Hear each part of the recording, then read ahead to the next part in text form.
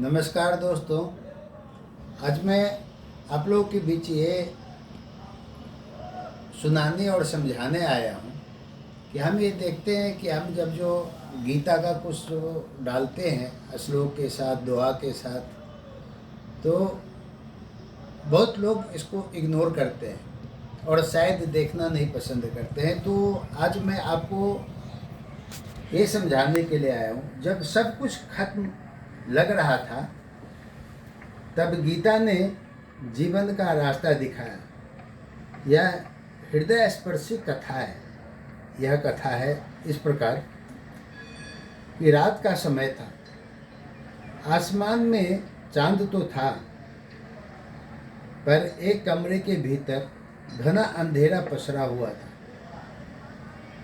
कमरे में एक युवक बैठा था। उसकी आंखें सूनी थी, चेहरे पर थकान थी और मन में गहरी उदासी।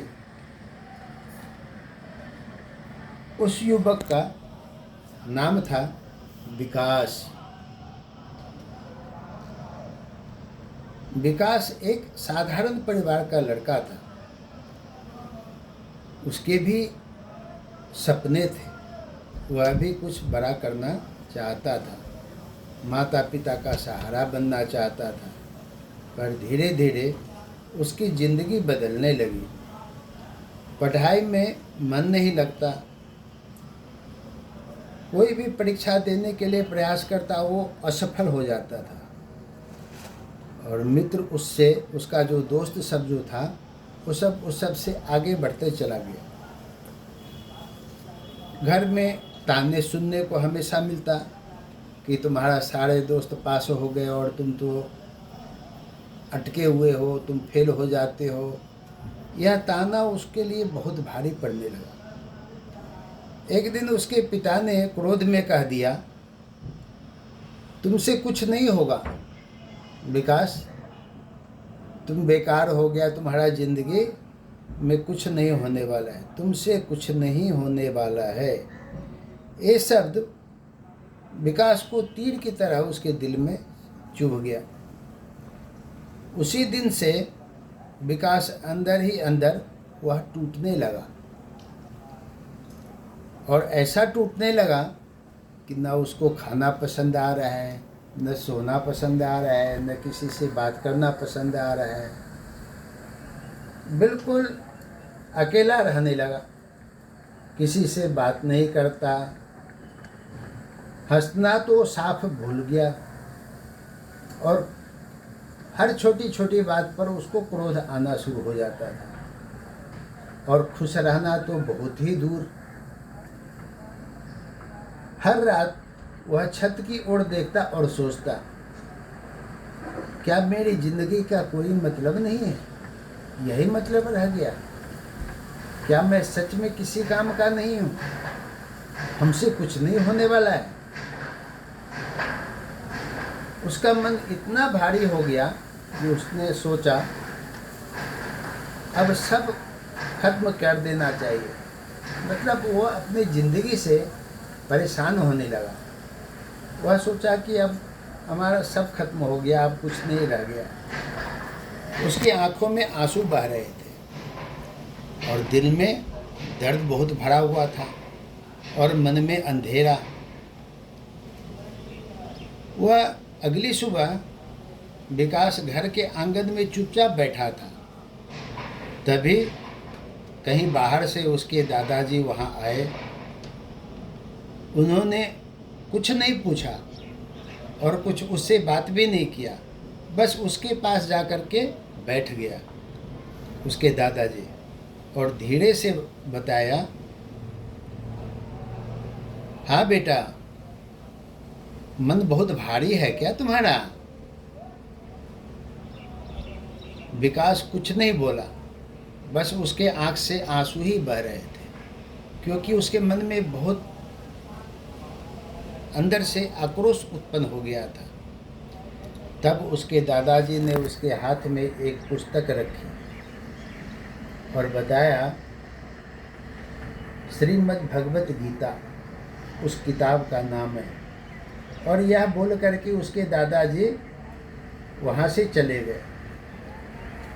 दादाजी इससे क्या होगा, विकास ने पूछा। मेरी समस्या तो बहुत बड़ी है। उसका दादाजी मुस्कुराते हुए वहाँ से बाहर निकल गए। बेटा, समस्या बड़ी नहीं होती, हम उससे बड़ा मान लेते हैं। मतलब अपने मन में जो घृणा उत्पन्न करना है वो बहुत भारी हो जाता है। उस रात विकास को बिल्कुल नींद नहीं आ रहा है। वह इस करवट उस करवट बिस्तर पर अपना करवटें बदल रहा है, लेकिन उसको नींद नहीं आ रहा है। तब उसको मन में आया कि दादाजी ने किताब दिया था। उसने किताब को खोल लिया। पहली ही पंक्ति में लिखा था, तुम्हारा अधिकार केवल कर्म करने में है। उस गीता में सबसे पहले लिखा हुआ है, तुम्हारा अधिकार केवल कर्म करने में है, फल पर नहीं। कर्म करना है, फल पर नहीं। विकास सोच में पड़ गया।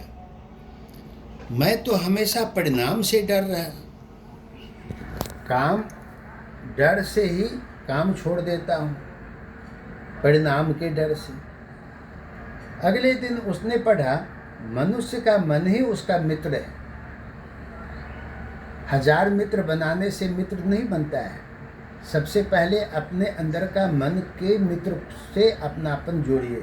मन को आप साफ रखिए, और मन ही आपका शत्रु है।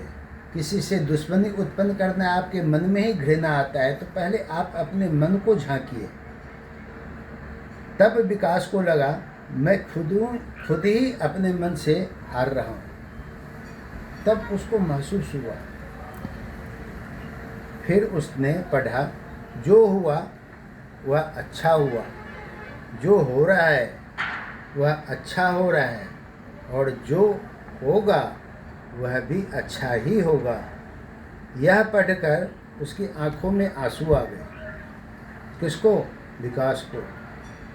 इस बार उन आंसुओं में दर्द नहीं, बल्कि एक हल्की सी आशा आ गई। किरणें जो आती है ना, किरणें की रोशनी जो आती है, उस टाइप से उसके अंदर एक आशा, अभिलाषा जग गई। अब विकास ने निर्णय लिया, वह परिणाम की चिंता नहीं करेगा, केवल अपना कर्तव्य निभाएगा। उसने धीरे धीरे अपनी दिनचर्या बदली। सुबह जल्दी उठना, मन लगाकर पढ़ाई करना, गीता के कुछ श्लोक पढ़ लेना। कुछ दिन बीतते गए और विकास के भीतर कुछ बदलने लगा। मतलब अंदरूनी जो उसके अंदर आत्मा जो टूटा हुआ था, उसमें कुछ साहस आने लगा। उसका मन शांत होने लगा, आत्मविश्वास बढ़ने लगा, डर कम होने लगा। कुछ महीनों बाद विकास का परीक्षा हुआ।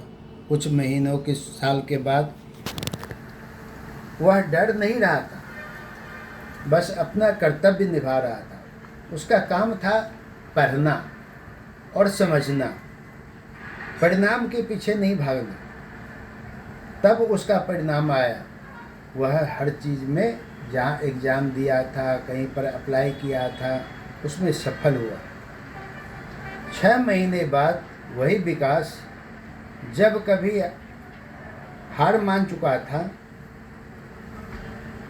अब दूसरों को हिम्मत दे रहा था। दूसरे साथी सबको, दूसरा जो लड़का सब जो मिलता था, उसको उत्साहित कर रहा था।